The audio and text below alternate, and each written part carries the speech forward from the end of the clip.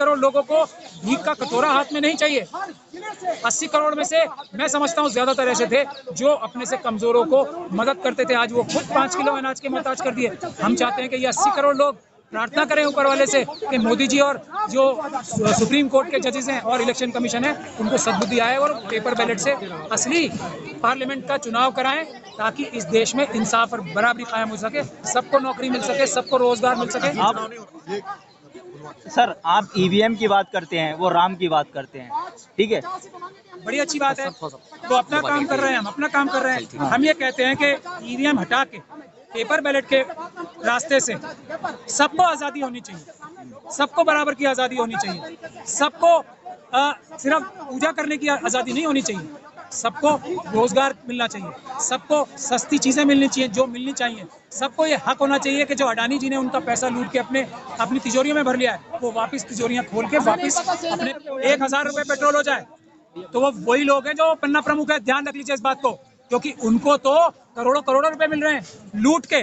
वो अडानी जी के चमचे हैं, वो मोदी जी के चमचे, जिनको इस लूट के तंत्र से, इस ईवीएम के तंत्र से करोड़ों रुपए मिल रहे हैं, उनको 1000 रुपए में क्या फर्क पड़ रहा है। हम लोग जो मेहनत से काम कर रहे हैं हमको फर्क पड़ता है ना, 1000 रुपए में पेट्रोल लेने में हमको फर्क पड़ता है। अगर हम अपने बच्चों को स्कूल में ही नहीं पढ़ा पा रहे हैं हमको फर्क पड़ता है।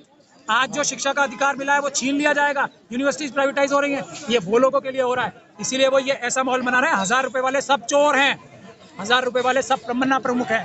अगर वो कह रहे हैं, अगर किसी पन्ना, कितना जोर है उनके पैसे में, कितना जोर है उनकी गुंडागर्दी में, कितने लोगों को डरा धमका के वो वोट दिलाते हैं, कितने लोगों को पैसे दे के वोट दिलवाते हैं। अगर उनके पास इतना बड़ा एक बड़ा टीम है तो पेपर बैलेट से करा ले भाई, पेपर बैलेट से करा लेना। 400 पार जो ईवीएम के जरिए हो रही है वो पेपर बैलेट से 400 पार करा लेना, 40 पार नहीं होंगी। पन्ना प्रमुखों के बावजूद, पन्ना प्रमुखों के लालच और डर देने के बावजूद 40 पार नहीं होंगी। इस देश की जनता को इतना कमजोर और बेवकूफ ना समझे मोदी जी और अमित शाह जी और आरएसएस के लोग। जवान और स्टूडेंट और टीचर्स जो यूनिवर्सिटीज में कर रहे हैं आंदोलन, अगर किसी पुलिस के अधिकारी ने गैर कानूनी तरीके से कानून तोड़कर, संविधान तोड़कर उनके साथ कोई भी अपराध करने की कोशिश की तो हम लोग उसको जेल भिजवाने का काम करेंगे। ये हमारी गुजारिश समझ लें या वार्निंग समझ लें या कुछ भी समझ लें। जो भी पुलिस का अधिकारी है, जो भी सरकारी अधिकारी है, वो संविधान के अंदर रहकर, कानून के अंदर रह के कोई कार्रवाई करे। इस प्रकार से गुंडागर्दी, अपहरणगिरी और ये मारपीट, ये जो डकैतियां डालने का काम पुलिस के कुछ अधिकारी कर रहे हैं वो बिल्कुल बंद हो जाने चाहिए। संविधान हमें इजाजत देता है पीसफुल प्रोटेस्ट करने की, और पुलिस की जिम्मेदारी है कि हम पीसफुल प्रोटेस्ट आराम से करें। ये इंश्योर करना पुलिस की जिम्मेदारी है। अगर वो रोकने का काम करेगी तो हम उसको जेल भिजवाने का काम करेंगे। वकीलों की भी टीम बनाई है। अगर किसी हमारे आंदोलनकारी को जो ईवीएम हटाने के लिए आंदोलन कर रहा होगा या ट्रांसपोर्ट के लिए आंदोलन कर रहा है और या किसी भी चीज के लिए जो आंदोलन यूनिवर्सिटी में चल रहे हैं, जो डॉक्टर ऋतु कर रही हैं आंदोलन, पूरे देश में जो बेरोजगार नौजवान और स्टूडेंट और टीचर्स जो यूनिवर्सिटीज में कर रहे हैं आंदोलन, अगर किसी पुलिस के अधिकारी ने गैर कानूनी तरीके से कानून तोड़कर, संविधान तोड़कर उनके साथ कोई भी अपराध करने की कोशिश की तो हम लोग उसको जेल भिजवाने का काम करेंगे। ये हमारी गुजारिश समझ लें या वार्निंग समझ लें या कुछ भी समझ लें। जो भी पुलिस का अधिकारी है, जो भी सरकारी अधिकारी है, वो संविधान के अंदर रहकर, कानून के अंदर रह के कोई कार्रवाई करे। इस प्रकार से गुंडागर्दी, अपहरणगिरी और ये मारपीट, ये जो डकैतियां डालने का काम पुलिस के कुछ अधिकारी कर रहे हैं वो बिल्कुल बंद हो जाने चाहिए। संविधान हमें इजाजत देता है पीसफुल प्रोटेस्ट करने की, और पुलिस की जिम्मेदारी है कि हम पीसफुल प्रोटेस्ट आराम से करें।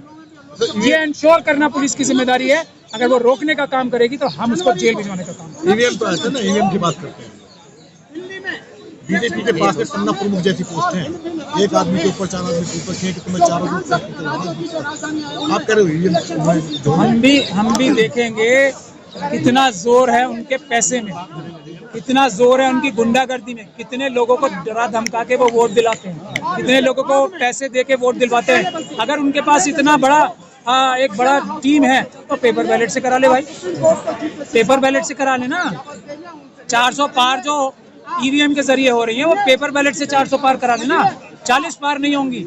पन्ना प्रमुखों के बावजूद, पन्ना प्रमुखों के लालच और डर देने के बावजूद 40 पार नहीं होंगी। इस देश की जनता को इतना कमजोर और बेवकूफ ना समझे मोदी जी और अमित शाह जी और आरएसएस के लोग। वो सब जानते हैं कि एक एक आरएसएस के व्यक्ति ने आज स्कूटर से मर्सिडीज में कैसे घूम रहा है, सब जानते हैं। वो पन्ना प्रमुखों की 2014 और 15 से पहले कितनी संपत्ति थी और आज कितनी संपत्ति हो गई है, ये सब जानते हैं, पूरा देश जानता है। सर आप बताइए। हाँ, ये सर आप ईवीएम की बात करते हैं, वो राम की बात करते हैं, ठीक है। बड़ी अच्छी बात है, वो अपना काम कर रहे हैं, हम अपना काम कर रहे हैं। हम ये कहते हैं कि ईवीएम हटा के पेपर बैलेट के रास्ते से सबको आज़ादी होनी चाहिए, सबको बराबर की आज़ादी होनी चाहिए, सबको सिर्फ पूजा करने की आज़ादी नहीं होनी चाहिए, सबको रोजगार मिलना चाहिए, सबको सस्ती चीज़ें मिलनी चाहिए जो मिलनी चाहिए, सबको ये हक होना चाहिए कि जो अडानी जी ने उनका पैसा लूट के अपनी तिजोरियों में भर लिया है, वो वापस तिजोरियां खोल के वापस अपने आवाम में बांटी जाए। सबको ये अधिकार है कि ये अग्निवीर जो प्रोग्राम शुरू हुआ है वो भी बंद होना चाहिए।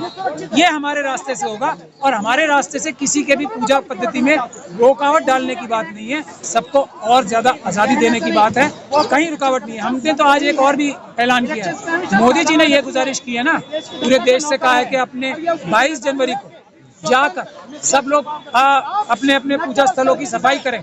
तो जब पूजा स्थलों में जाते हैं या अपने घरों में भी रहते हैं तो लोग प्रार्थना भी करते हैं, लोग मन्नतें भी मांगते हैं। तो हम ये मन्नत मांगे कि इस देश के प्रधानमंत्री को सद्बुद्धि दे ऊपर वाला, जिसको भी मानते हैं, इस देश के चीफ जस्टिस साहब को, सारे जजेस को सम्मति दे ऊपर वाला, और इलेक्शन कमीशन को सम्मति दे ऊपर वाला कि वो ईवीएम से चुनाव ना करा के, ये फ्रॉड ईवीएम से चुनाव ना करा के पेपर बैलेट से चुनाव कराएं। ये भी 22 तारीख को सबको अपने अपने धर्म स्थलों पर जाके एक ऊपर वाले से भीख मांगनी चाहिए, ऊपर वाले से प्रार्थना करनी चाहिए, ऊपर वाले से रिक्वेस्ट करनी चाहिए। इसमें सबका फायदा है, इसमें किसी का नुकसान नहीं है। जो लोग बहकावे में आके, जो लोग इमोशंस में आके अपने मौलिक अधिकारों को भूल रहे हैं, सब चीजों को साथ लेकर चलना होगा। नौकरी चाहिए सबको, 80 करोड़ लोगों को भीख का कटोरा हाथ में नहीं चाहिए। 80 करोड़ में से मैं समझता हूँ ज्यादातर ऐसे थे जो अपने से कमजोरों को मदद करते थे, आज वो खुद 5 किलो अनाज के मोहताज कर दिए। हम चाहते हैं कि ये 80 करोड़ लोग प्रार्थना करें ऊपर वाले से कि मोदी जी और जो सुप्रीम कोर्ट के जजेस हैं और इलेक्शन कमीशन है उनको सद्बुद्धि आए और पेपर बैलेट से असली पार्लियामेंट का चुनाव कराएं, ताकि इस देश में इंसाफ और बराबरी कायम हो सके, सबको नौकरी मिल सके, सबको रोजगार मिल सके। चुनाव नहीं हो रहा क्या? ईवीएम से असली चुनाव हो सकता है। जब लोग ये कह रहे हैं कि पेट्रोल शायद 2000 सिलेंडर 10,000 का हो जाएगा, तो चुनाव तो असली है ना, गड़बड़ी कहीं और नहीं। जो लोग वो कह रहे हैं ना वो 40 पार ना करा पाएंगे, जो लोग ये कह रहे हैं वो 40 नहीं 4 पार ना करा पाएंगे। कौन उधर से? ये कुछ मीडिया के लोग, वो 1% नहीं, आधा % नहीं है वो लोग। जो लोग ये कह रहे हैं कि 1000 रुपए पेट्रोल हो जाए, तो वो वही लोग हैं जो पन्ना प्रमुख है। ध्यान रख लीजिए इस बात को, क्योंकि उनको तो करोड़ों रुपए मिल रहे हैं लूट के।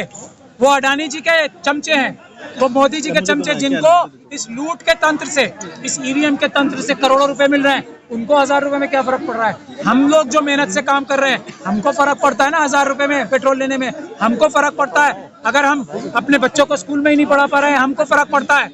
आज जो शिक्षा का अधिकार मिला है वो छीन लिया जाएगा, यूनिवर्सिटीज प्राइवेटाइज हो रही हैं, ये वो लोगों के लिए हो रहा है। इसीलिए वो ये ऐसा माहौल बना रहे हैं। 1000 रुपए वाले सब चोर हैं, 1000 रुपए वाले सब पन्ना प्रमुख हैं। अगर वो कह रहे हैं, अगर किसी पन्ना प्रमुख में भी इतनी सी भी शर्म और इंसाफ की वो बाकी है, और ऐसे भी पन्ना प्रमुख हैं जिनको वो करोड़ रुपए नहीं मिले जो मोदी जी और अमित शाह जी दे रहे होंगे या देना चाहते हैं, तो वो ये बात नहीं कहेगा कभी। सर मोदी जी क्या सर क्या 2024 का चुनाव बैलेट पेपर से होगा? रुक जाओ, जो नेता प्रतिपक्ष थे राजस्थान में चुनाव हार गए, बड़े बीजेपी चुनाव में हारे मोदी लहर के बावजूद। ये सवाल आप कह रहे हैं वो क्यों नहीं जीत पाए चुनाव? मैं उससे भी बड़ी बात बताता हूँ आपको। एक वीडियो में 4 बार आपने शिवराज सिंह, अरे भाई चले जाओ ना यार, किसी ने सुना है ना? ये वो मुख्यमंत्री, चुप हो जाओ, मुझे नाम याद दिलाना पड़ रहा है उनको। वो मोदी जी से बहुत बड़े नेता हैं।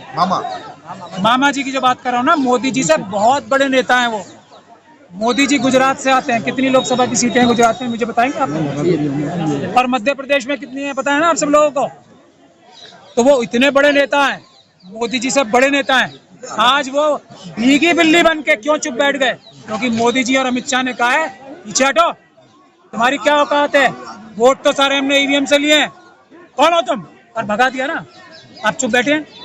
वसुंधरा राजे सिंधिया जी कम बड़ी नेता हैं। मोदी जी जैसे कितने नेता अगर एक पल्ले में तोल लिया जाए तो वसुंधरा राजे सिंधिया जी के बराबर नहीं आएंगे। मोदी जी से क्या ही नेता, चुपचाप बिठा दिया ना। क्या बोला, कौन से तुम्हारे नाम से वोट लिए, कौन से तुम्हारी मेहनत से वोट लिए, हमने ईवीएम से वोट लिए, चुप बैठ गई।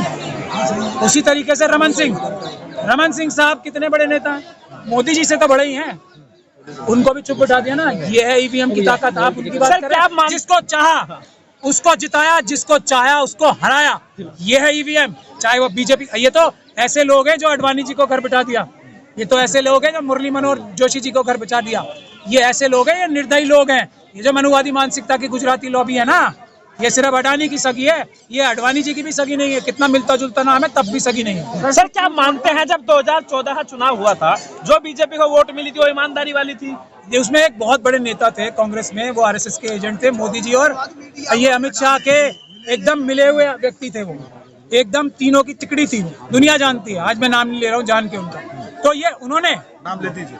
राहुल जी उनसे नाराज हो गए थे, दुनिया जानती है, नाम नहीं ले रहा मैं, आप सब जानते हैं। आज मत लेवाओ नाम क्योंकि मुद्दा भटक जाएगा। सर तो उन्होंने सेट करके ईवीएम मोदी जी को जिताया था 2014 के चुनाव में, ये आपको बता रहा हूँ। उसी व्यक्ति ने अमित शाह साहब की बेल कराई थी सुप्रीम कोर्ट से। उसी व्यक्ति ने पूरे 10 साल मोदी जी और अमित शाह जी को बचा के रखा था, उनके खिलाफ केस नहीं चलने दिया। एक ही व्यक्ति है जिम्मेदार, कभी नाम मैं बता चुका हूँ पहले।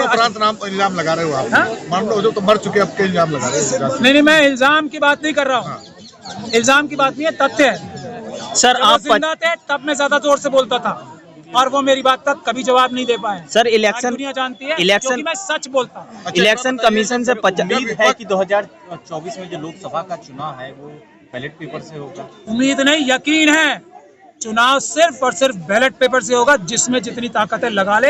ये अम्बेडकरवादी लड़ाई लड़ रहे हैं, ये संविधानवादी लड़ाई लड़ रहे हैं, ये और लोग नहीं। अगर कल आचार संहिता लग गई तो क्या होगा? कल आचार संहिता लग गई, आचार संहिता क्या संविधान से बड़ी है? इलेक्शन का डेट का ये जब हम कह रहे हैं कि ये इलेक्शन कमीशन, अभी मैंने आपको एक एग्जांपल दिया ना, कौन था वो इलेक्शन कमीशन जिसने ये जो गहरा काला शीशा लगवा के फ्रॉड करने का प्लान किया था? ऐसे क्रिमिनल्स को हम मानेंगे कुछ? सर इलेक्शन और आज का इलेक्शन कमीशन मुझे लग रहा है ईमानदारी की तरफ बढ़ रहा है।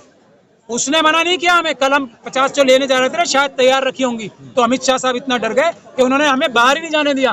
कहीं कोई ईमानदार इलेक्शन कमीशन का ऑफिसर आके 50 छोड़ो एक भी हम अगर हमारे हाथ में दे दी तो अमित शाह साहब का तो सारा खेल ही बिगड़ जाएगा, 4 भी सीटें आनी मुश्किल पड़ जाएंगी। इसीलिए हुआ, इसीलिए पुलिस को आगे क्यों किया गया? कल आपको गिरफ्तार कर लिया गया था सर रास्ते से, इसलिए मुझसे डर के नहीं, ईवीएम से डर के। कहीं ईवीएम हमारे हाथ ना आ जाए। इलेक्शन कमीशन आपको देना ही नहीं चाहता ना सर? नहीं, आपको कैसे पता? सर वो तो क्लोज हो गया, क्लोज हो गया भाई।